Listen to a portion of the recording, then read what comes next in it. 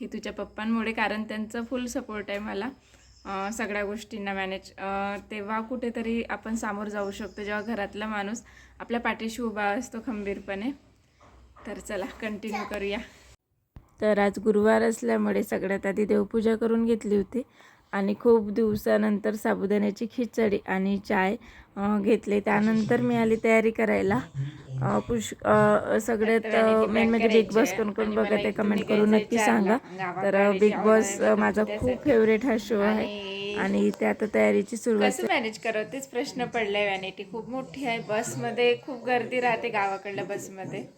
तर एकटीला आणि हितांशीला पण सोबत न्यायचा थोडा विचार करते, कारण गावाकडे चालली आहे आणि माझं मन तिला सोडून होत नाही आहे, त्यामुळे विचार करते थोडा.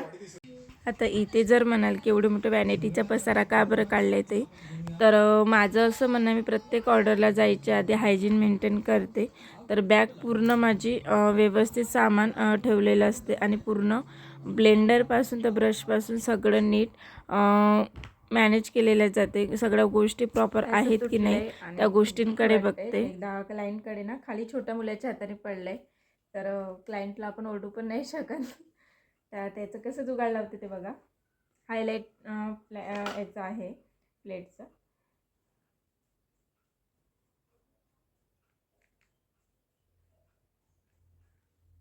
त्याला आता आपण रबरने पॅक करून देते मी.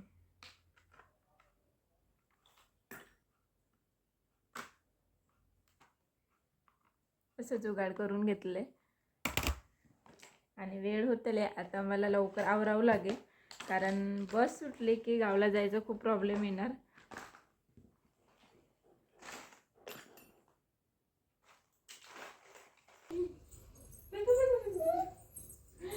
बापरे,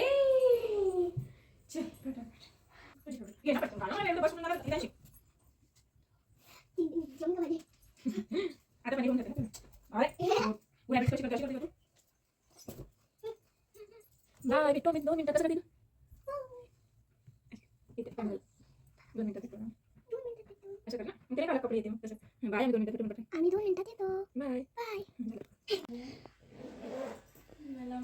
बघा माझी तयारी झाली आहे.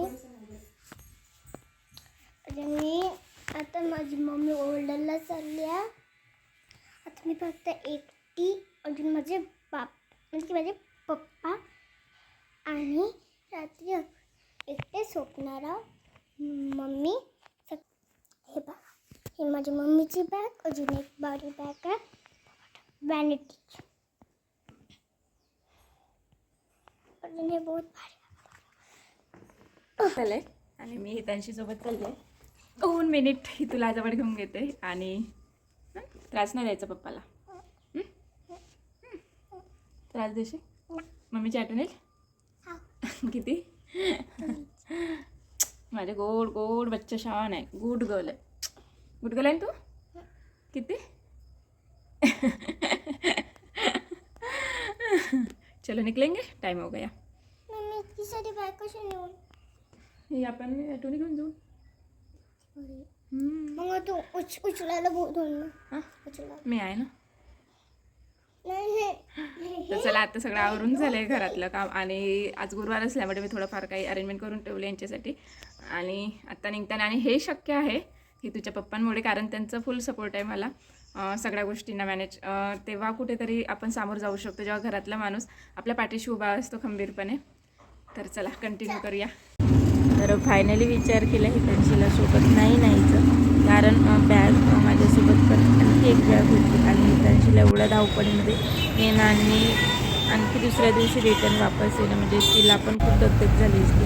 त्यामुळे तिला नाही न्यायचा निर्णय घेतला. तिला ट्युशनला ड्रॉप केले आणि मी आली बस स्टॉपला. तर उमरेडला पोचले आणि वहिनींचं थोडं काम होतं त्यामुळे त्या पण गावाला आल्या आणि कृष्णवेशी खूप मजा केली आम्ही. खूप गोड आहे पण खूप अशी फन असते.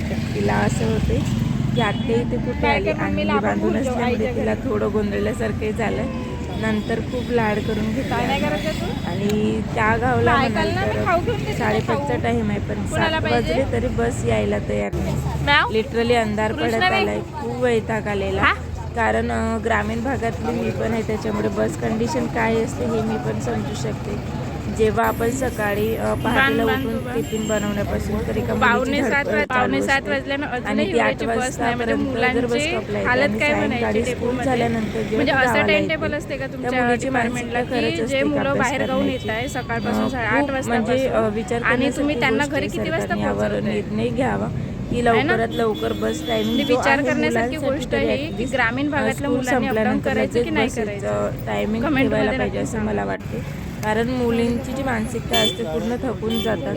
त्यानंतर घरी गेल्यानंतर त्यांची खरंच मानसिकता काहीच नसते अभ्यास करण्याची. आणि इतका वेळ झाल्यानंतर पण बस नाही आली, त्यामुळे मग काय वाटतं बघत बसलोय. आणि नंतर 7ला बस आली आणि आम्ही पोचलोय गावाला. तिकडे मम्मी आणि आईंचं कन्व्हर्सेशन चालू होतं, त्यांच्या काही पर्सनल गोष्टी. एकमेकींसोबत खूप छान बॉन्डिंग आहे. आणि ही कृष्ण बी मधामधा त्यांचं असं असतं आमच्या घरचं हसतं खेळतं वातावरण. आणि आईने माझे फेवरेट दिवशे म्हणतात त्याला, तर ते दिवशे आमचा बनवले मोठा होते. धमाका. आणि हिची इकडे बघ, मस्ती कृष्ण चालूच बे. होती कंटिन्यू. तू खूप जेवते? प्रचंड थकवते ही तू जेवण बहिणीला. करते? आणि खूप हा? खूप गोड पण कशा- आहे आणि कशा- खूप कशा? संताप पण ते.